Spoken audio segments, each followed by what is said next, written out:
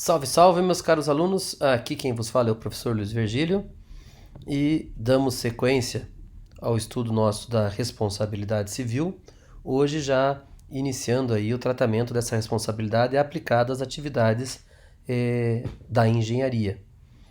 Sempre importante lembrarmos, antes de avançarmos hoje nessa abordagem inicial, essa visão geral sobre a responsabilidade civil do engenheiro, de que responsabilidade é fruto de uma relação obrigacional. Nós já vimos o que são as obrigações jurídicas. E, uma vez que nós temos obrigações, nós temos responsabilidade pela prática dos atos entregues contratualmente, obrigacionalmente. A responsabilidade, ela vai sempre pressupor a existência de um dano e um nexo de causalidade entre uma ação e a prática desse dano. Isso é importante lembrarmos sempre. E lembrando disso, nós lembramos do final do vídeo, da videoaula, em que tratávamos dos aspectos gerais da responsabilidade jurídica, de que essa responsabilidade poderia ser objetiva ou subjetiva. Subjetiva quando ela depende das intenções, da predisposição ou da ação específica do agente que causou o dano. Objetiva quando ela se desliga do agente causador do dano, quando ela só está entre a existência do dano e o nexo causal entre o ato e a existência do dano. Então essa é a principal diferença que nós temos sempre que lembrar entre a responsabilidade objetiva e a responsabilidade subjetiva. Via de regra, e aqui começamos o tratamento da responsabilidade do engenheiro, a responsabilidade civil do engenheiro é subjetiva, ou seja, deve-se comprovar, além da existência do dano, além do nexo de causalidade entre o dano e a prática do ato, de que este engenheiro agiu com culpa, ou há um elemento subjetivo na prática desse dano. Nós vamos ver mais à frente que culpa vai se expressar sobre a forma de negligência, de imprudência, de imperícia. Mas aqui é importante perceber que uma responsabilidade normalmente será subjetiva quando eu precisar identificar um elemento próprio ao agente.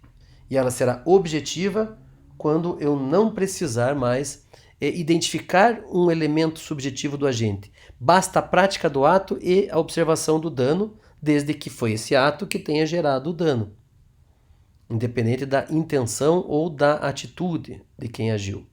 Então, via de regra, a responsabilidade civil do engenheiro é sempre subjetiva. O que é elemento subjetivo da responsabilidade? Aqui aprofundando um pouco para que a gente não tenha nenhuma dúvida.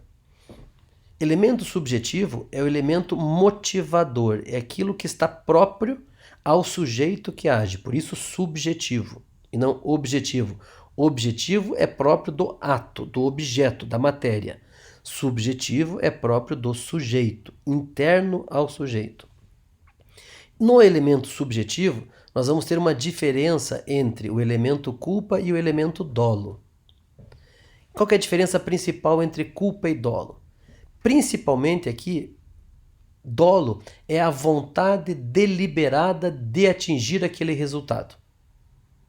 O sujeito tem dolo de matar, ele quer matar alguém. Ele quer matar aquele sujeito. Então tem a vontade deliberada. Ou ele tem a vontade deliberada de causar um dano. Ele tem dolo. Ele quer praticar o seu serviço, prestar o seu serviço de forma a gerar um dano voluntário naquela prestação, naquele ato. Então sempre sim tem intencionalidade, tem vontade, certo? Culpa, por outro lado, não. Culpa não é uma vontade de que o resultado aconteça, mas é quando o sujeito deixa de agir com a cautela necessária, quando ele não tem o devido cuidado na prática do ato, quando ele tem uma vontade que está relacionada mais ao fato que vai causar o dano do que à prática do dano. Se a gente olha do ponto de vista criminal, é mais fácil entender. Imagina assim, a diferença entre a culpa e o dolo. Dolo é quando você tem vontade, culpa é quando você deveria ter algum cuidado e não teve. Tanto culpa quanto dolo são elementos subjetivos da responsabilidade. Se há dolo, há evidentemente responsabilidade. Veja. E aí, normalmente, a responsabilidade é criminal, porque é a intenção da prática do ato. A responsabilidade civil vai transitar em torno do elemento subjetivo da culpa, de quando o agente deveria ter algum tipo de cuidado e deixou de ter. O que é culpa? Quando nós falamos assim, qual é esse elemento de culpabilidade de um agente que pode lhe dar responsabilidade jurídica civil sobre os resultados? Basicamente, a culpa pode ser entendida sobre 3 aspectos: o da negligência, o da imperícia e o da imprudência. O que é negligência? E aqui nessa tabela nós temos uma boa definição de negligência. É a omissão voluntária de diligência, de cuidado, ou a demora para prevenir ou impedir, obstar o dano. Quer dizer, você foi negligente. Um exemplo ali, deixar de alertar sobre uma situação de risco. A negligência é quando você tem competência para agir, é de sua responsabilidade, e você omite ou esta informação, ou esta prática, ou esta notificação, ou esse aviso, e por conta desta omissão, dessa negligência, um dano é gerado. Esse dano Veja, o sujeito não queria que aquele dano acontecesse, mas ele foi negligente e permitiu, essa negligência permitiu que o dano ocorresse. Então eu tenho dano, eu tenho um nexo de causalidade, foi esta ação que praticou o dano, e mais, esta ação só aconteceu, esse dano ocorreu apenas por conta da negligência. Se fosse notificado, se não fosse omitido, nós não teríamos o dano ocorrido. Então veja aqui que nós temos aí uma ação de negligência. Imperícia, por outro lado, é o quê?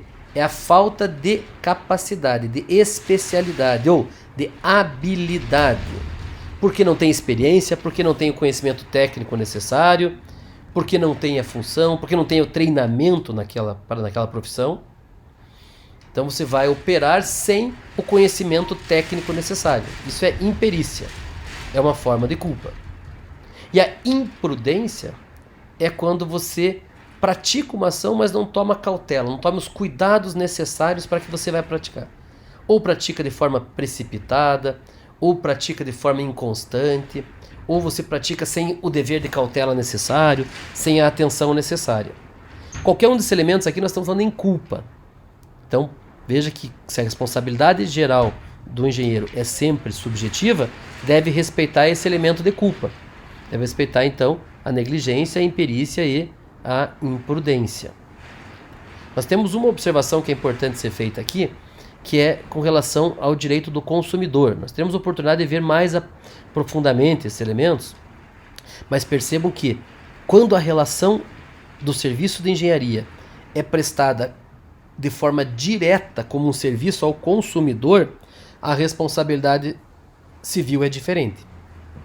E a diferença aqui vem na seguinte: quando o engenheiro é prestador de serviço, mas a partir de uma empresa, ou ele é proprietário da empresa, ou ele está prestando serviço como contratado de uma empresa, a regra que se aplica aqui, quando o serviço é prestado diretamente ao consumidor, é a regra do Código de Defesa do Consumidor, que transforma a responsabilidade em responsabilidade objetiva. Ou seja, não há que se falar em culpa. Responde pelo dano praticado independente de culpa. A exceção nessa legislação consumerista vai ser quando o engenheiro praticar esse ato como profissional liberal. Então, mesmo que o engenheiro pratique o ato destinado diretamente, finalmente a um consumidor, mas se ele o pratica enquanto profissional liberal, ou seja, individualmente, esta responsabilidade se mantém subjetiva.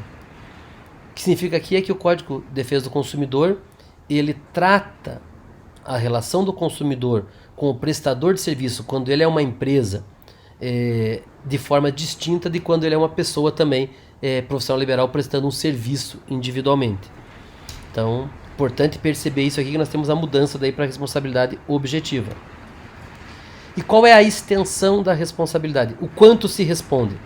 E aqui é fácil perceber. Quer dizer, o dano deve ser reparado naquilo que ele causou de dano imediato, vamos chamar de danos emergentes, ou aquilo que você verifica como danoso, como prejuízo imediato, e aquele prejuízo que vai ocorrer pelo dano praticado.